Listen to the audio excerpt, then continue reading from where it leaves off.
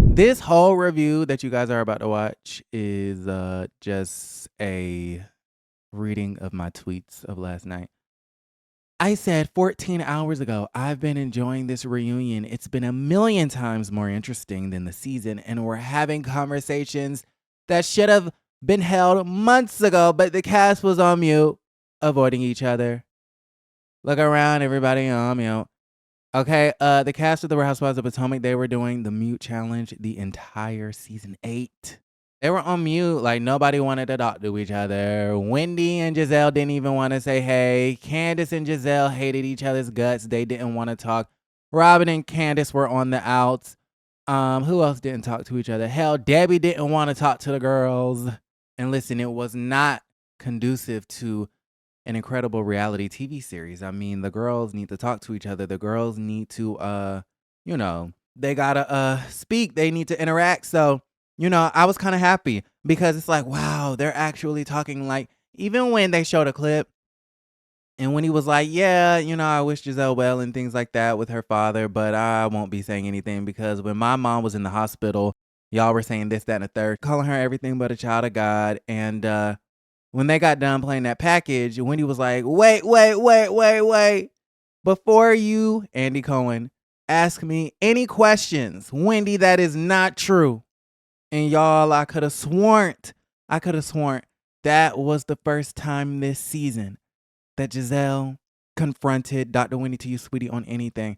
And I want to know, is it just me? I am extremely interested and trying to see if there can be any resolve between Dr. Wendy and Gizelle Bryant. I feel like a lot of the focus has been on Robyn and Candice and Gizelle and Candice. But I feel like, what about Wendy and Robyn and Wendy and Candice? Like, are we going to ignore the fact that Gizelle and Wendy absolutely refuse to acknowledge each other's existence? But the show, I think, needs to focus more on that. So we're talking about Giselle's father and things like that. I don't really care about the sneak peeks. I'm not going to talk about the parts that we already saw. I'm going to talk about the parts that were new to me last night.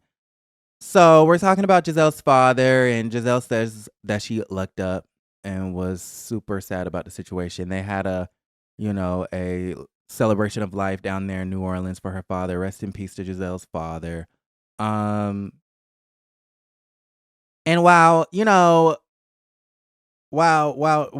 is speaking on her father, I'm sorry, y'all, I keep moving around, but while Gizelle is speaking on her father, you have the situation where Candice is across the room crying. She's boo-hoo-hooing. And I do agree with Mia in the fact that when the wind blows, Candice is going to cry. When the sun shines, when it rises, Candice will cry. And when it sets, Candice is going to cry. Okay? So Candice is a crier. She's an emotional person. She wears her heart on her sleeve, and it's hard for her to hide it. Okay? I keep seeing tweets saying, she needs to get that checked on. Shut up. She's emotional. Deal with it. That's who she is. Right? If it's okay for Gizelle to not have any emotions, never show any emotions, I think it's, we can bear with the fact that Candice shows way too many emotions. Okay? It is what it is, and it's going to be what it's going to be. Like, we have known Candice to be like this for years, for 6 seasons at this particular point in time. She needs to really do a business or a partnership with Kleenex with the Triangles. I feel like that is a huge business that she is not tapping into, where they're already pre-rolled origami type, to where they have like different shapes of tissues and stuff like that you can just take out the package and just dab. All right. And so listen, she needs to get into that. Now that she's no longer onto the show, you don't have the show to promote it, but listen, I think that would be a great idea. Anyways, so yeah, we know that Candice is emotional. So all of this, why is she crying? She's emotional. Get over it. It's like, we know this about her. It's like, Gizelle, she's not going to show any emotion. At this point in time, I'm not tweeting on the internet, why is she not crying? Why isn't she showing emotion? Why? She's an ice princess. We know this. We know these women and their personalities. We know that Dr. Wendy to you is a bit pretentious. We know this. Okay, we know this. Listen, but to make fun of her for crying again, I'm just kind of like, sis, why are we doing this again? Andy goes, well, Candice, why are you crying? He wanted Candice to say, because I feel for her, which is exactly what she said, so that Gizelle could hear it, so that there possibly could be some resolve. But we know Giselle's personality. She holds on to grudges, unless it's Karen Huger. Okay? She's going to hold on to the fact that she was called an imp, that she was called evil, and all of these other things. But when it comes to Karen, she'll forgive Karen. I tweeted this 23 hours ago. Gizelle can brush off being labeled a broken whore from Hampton University, endure Sing accusations, and tolerate being called out for allegedly having STDs. However, she refuses to forgive Wendy for suggesting that she has low self-esteem. And I had a bunch of y'all up under my tweet talking about, well, she's longer friends with Karen and she's known Karen for 15 years and her and Karen used to be at the PTA, PTO meetings. What is it, PTA? The parent teacher conferences. Hey, they're real friends. They're the princesses of Potomac. And I'm like, okay, that's pretty obvious. But what I'm speaking to is the fact that Gizelle will let it slide when it comes to Karen. I think for a multitude of reasons. I feel like the first reason is Karen is a fan favorite.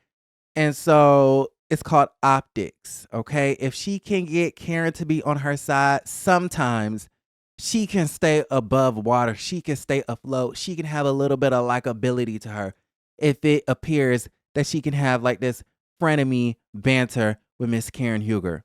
Okay, that's the first thing. The second thing, yeah, they have known each other for a while. And so that probably is definitely a factor.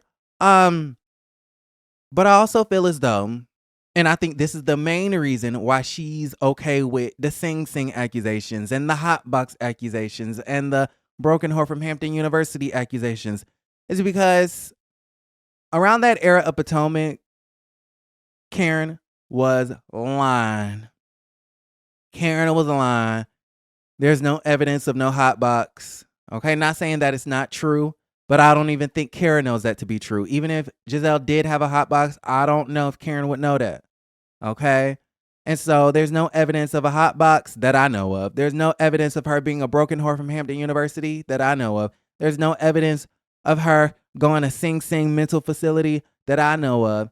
And so, you know, Gizelle can brush off the lies. And I think that's why she feels as though that she can lie on Candice and Chris and Wendy and Eddie and Monique and all of these other people, because she feels like this is a make-believe sort of, you know, a situation that we're a part of. This is for television. Yeah, let's just make things up and then apologize and move forward later. When you say that she has no self-esteem, then it's all of a sudden a problem.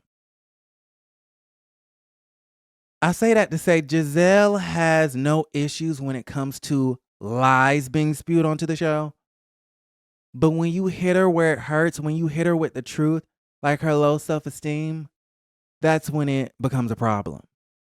Okay? Wendy hit her where it hurts, and that's the real reason why she hasn't forgiven Wendy. So y'all let me know how I feel about that in the comments down below. So they're making fun of Candice crying. That's what we were talking about. And the topic is death, so of course she's gonna cry, right? How Mia say, the wind below. Candice start crying, so of course she's gonna cry. The topic is death. And this is what I'm not understanding about these people or about the fans onto the show. It's like all of this crying and all of this. Why is Candice crying so much? And why is the social media commentary on this show so deep and so passionate and so emotional? Well, I mean, we're talking about death. We're talking about colorism. We're talking about physical violence. We saw Kiana head busted through. We're talking about cheating allegations. We're talking about lies, false accusations. We're talking about this person made me feel uncomfortable. We're talking about sexual assault.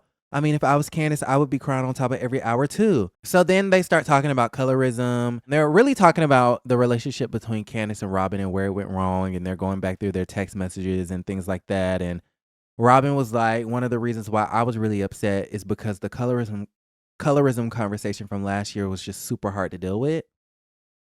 Being accused of being a colorist is super hard to deal with. And I just want to make this crystal clear that I do not believe Candice ever accused Robyn or Gizelle of being colorist. Now, the people on the internet are accusing y'all of being a colorist, but Candice did not do that, right? And I think what makes y'all look so guilty, I'm not going to sit up here on my platform and say that Gizelle and Robyn are colorists. I'm going to keep it neutral and I'm going to keep it cute, right? And, say, I don't know. I don't know. I'm not going to rock the boat with that. But I feel like Gizelle and Robyn shying away from the conversation because there was a thing where Candice said, oh, I grew up in a household where we're talking about color and colorism and race and racism and history and all of those things were normal. So it doesn't really hit me that deep. And Gizelle goes, well, I can talk about those things too. I'm an AKA. I went to a black college, yada, yada, yada. I have a black, baby daddy. I have black children, yada, yada, yada. Okay. Also known as I have a black friend. I was looking at Gizelle sideways because I'm like, so if you don't have a problem talking about colorism, why is it that last year everyone pretty much, specifically Robyn and Gizelle, why were y'all so afraid of the conversation? Like y'all were terrified at the situation. Y'all shied away from it. Y'all really didn't want to talk about it. Y'all wanted to mention it and then just, okay, talk about it, then take it back like Dr. Heavenly. They kind of seemed terrified of the conversation to me. And I think it makes them look guilty. If you're not a colorist, it makes you feel guilty because you sure as hell don't want to talk about it. So anyways, Wendy kind of clocked it and Karen was like, there's no other group of black women who are more qualified to talk about colorism than this group on the Bravo network. And I think what she was saying was we have dark-skinned women on the show. We have light-skinned women on the show. We have brown-skinned women on the show. So to that point, I see where she was coming from, but she's absolutely wrong. And Dr. Wendy, to you, sweetie, the professor, not professor, the professor was professing. Okay. Wendy clocked it and say, no, this group, we do not have the range to talk about colorism. To talk about colorism, you need to have the range.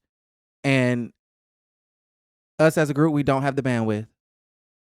We don't have it. We don't have it. We don't have it. And every time y'all bring it up, y'all drop the ball each and every time. So let's just leave it alone. I tweeted 16 hours ago. Wendy clocked it. This group of ladies don't have the capacity and range to speak on colorism. They want to ignore the conversation in fear they'll look guilty.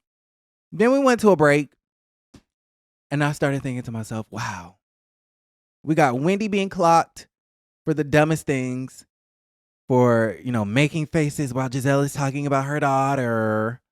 And oh my God, Wendy didn't contact Mia. And oh my God, Wendy didn't do this and Wendy didn't do that. I mean, Wendy was being critiqued and criticized about the smallest of things. I thought she was super gracious. You had Candice who was crying. You had Gizelle and Robyn being mean girls. You had Karen trying to be the voice of reason. And you had Mia, finally telling the truth about her life and her relationship after lying to us for 3 years. Okay. Then I go, damn, Ashley, Miss Darby, Nneka. Are y'all just watching the show? I'm a little bit confused at the situation. What the hell is going on? It seems like there needs to be some pink slips going out. But,